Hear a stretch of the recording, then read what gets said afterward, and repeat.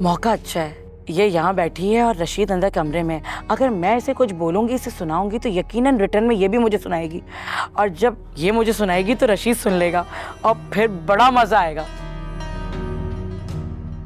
तूबा, तूबा, तूबा, बात सुनो। क्या हुआ? बहन मेरी ना बहुत तबीयत खराब हो रही है, मुझे खिचड़ी बना दो। मैं क्यों बना दूं? तुम्हारे हाथ पांव टूट गए जो तुम कुछ नहीं कर सकती? हाँ, जाओ खुद बनाओ, मैं तुम्हारी कोई नौकरानी नहीं लगी हुई। देखो ना, मेरी हिम्मत नहीं हो रही, तुम बना दोगी तो बड़ी मेहरबानी होगी। तुम्हारी हिम्मत तो मैं अच्छी तरह देख रही हूँ, और ये जो तुम गेम कर रही हो ना, ये भी अच्छी तरह समझ रही हूँ। गेम? अल्लाह, अल्लाह को मानो तूबा, मैं तुम्हारे साथ कौन सा गेम खेल रही हूँ? और क्या, ये गेम ही तो है जो तुम कर रही हो। मैं तुम्हारे साथ बनाने की कोशिश कर रही हूँ और तुम बिगाड़ने की। तुम बनाने की बात कर रही हो या मैं? मैं तो तुमसे हमेशा कहती हूँ कि तुम और मैं बहनों की तरह रहते हैं, लेकिन तुम मेरी बात को समझ ही नहीं पा रही हो। कब तक ऐसा चलेगा? तूबा, तुम्हारी हरकतें मेरी बर्दाश्त से बाहर होती जा रही हैं। बहुत बर्दाश्त कर रहा हूं मैं तुम्हें। खुद को समझा लो, वरना तुम सोच भी नहीं सकती कि मैं तुम्हारे साथ क्या करूंगा। माफी मांगो शगुफ्ता से। माफी? जी हाँ, माफी मांगो शगुफ्ता से। माफी? और मैं, और वो भी इससे?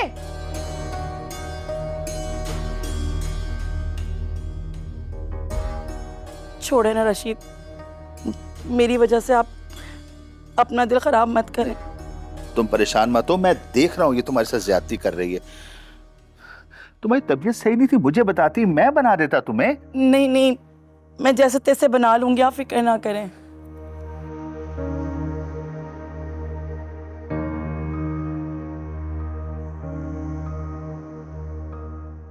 शगुफ्ता, मुझे माफ कर दो। मैंने तुम्हारे साथ ज्यादती की इसको लाके, और अब ये मेरे गले पड़ रही है, हम दोनों के बीच में आ रही है। मुझे माफ कर दो।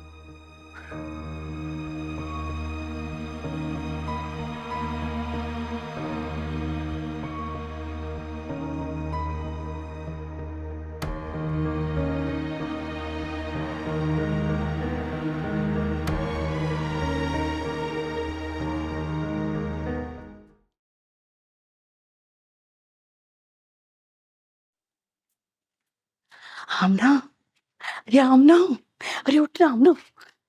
क्या हुआ अम्मा, इतना क्यों मुस्कुरा रही हो? इतने मजे की बात है कि तू सुनेगी ना, तुझे भी मजा आ जाएगा। आखिर ऐसी क्या बात है, मुझे भी बताओ। भाई, तू है ना, पूरे घर में तोप बनी फिरती है। आज रशीद ने उसको वो सलावातें सुनाई है, वो सलावातें कि मेरा दिल गार्डन गार्डन हो गया। अब्बा ने सलावातें सुनाई? क्या क्या कहा?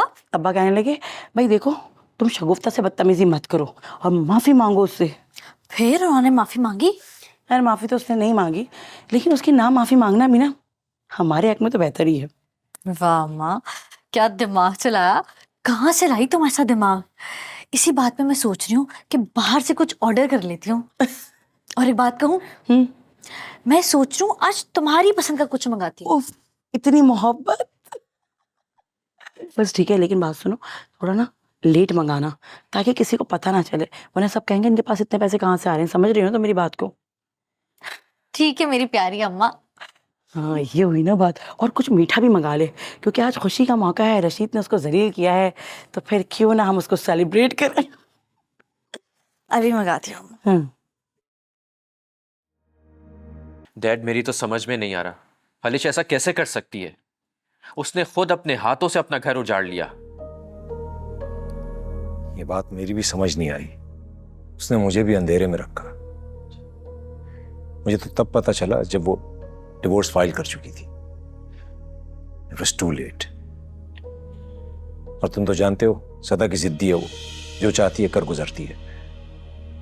I know डैड, लेकिन ये सब कुछ आपकी ढील का नतीजा है। उसने इतना भी गवारा नहीं किया कि हम सबको एतमाद में ले लेती। शायद तुम ठीक कह रहे हो बेटा। You know what डैड, मुझे तो बहुत गिल्ट फील हो रहा है। बहुत अच्छा बंदा था वो, सब कुछ था उसके पास। बेटा, अलिश ने कहा था कि वो अय्याशियों में पड़ गया है और उसकी कई गर्लफ्रेंड्स हैं। खैर आपको पता है जिस मुल्क में वो रहता है वहां ये सब कुछ बहुत नॉर्मल है, और अलिश को सब कुछ पता था। उसने जानते बूझते फिर भी उससे शादी की थी। अलिश को उसकी दोस्तियां और अय्याशियां पसंद नहीं थी। डैड, दोस्तियां सब जगह होती हैं, और बात अय्याशियों की रही तो उसके पास कोई सबूत नहीं है। बेटा, ये उसका प्राइवेट मैटर है, मैं इस मामले में कुछ नहीं कह सकता, जैसे मैं तुम्हारे मामले में कुछ नहीं कह सका। क्या बोल सकते हैं डैड, आप हम दोनों के बाप हैं।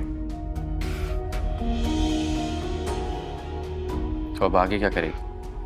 वो तो कोई बिजनेस करने का सोच रही है, लेकिन मैं सोच रहा हूं कि उसकी शादी कर दूं। शादी? लेकिन किसके साथ? बेटा, जब हमारे घर में एक अच्छा और फर्माबरदार लड़का मौजूद है तो बाहर कहीं ढूंढने की क्या जरूरत है। मैं सलीम का कह रहा हूं। हाँ, Salim, that's nice, it's a good idea. लेकिन क्या अलिश मान जाएगी? मैं बात करके देखता हूं उससे, देखते हैं क्या होता है फिर। अगर ऐसा हो गया ना डैड, तो बहुत ही अच्छा हो जाएगा। प्लीज, हम सबको सुकून हो जाएगा। इंशाअल्लाह।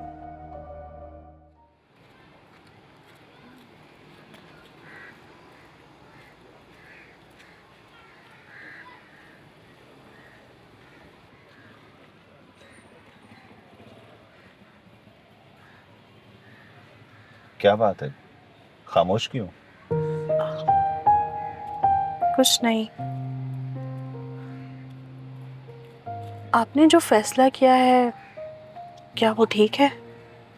हाँ हाँ, क्यों ठीक नहीं? अल्लाह ने चाहा तो सब बेहतर होगा।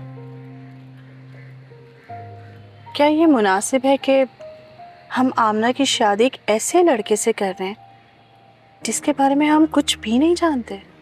हाँ, क्यों? इतना काफी नहीं है कि मेरी बेटी उसे पसंद करती है और वो मेरी बेटी को पसंद करता है। मुझे खदशा है कि अगर खुदा ना खास्ता हमने उनके लिए ना सोचा तो बात खराब हो सकती है। वो बागी हो सकते हैं, कोई गलत फैसला कर सकते हैं। इजहार के माँ बाप नहीं सोच रहे तो हमें तो सोचना ही पड़ेगा ना। और अल्लाह करे कि मेरी बेटी खुश रहे। जी, शायद आप ठीक कह रहे हैं।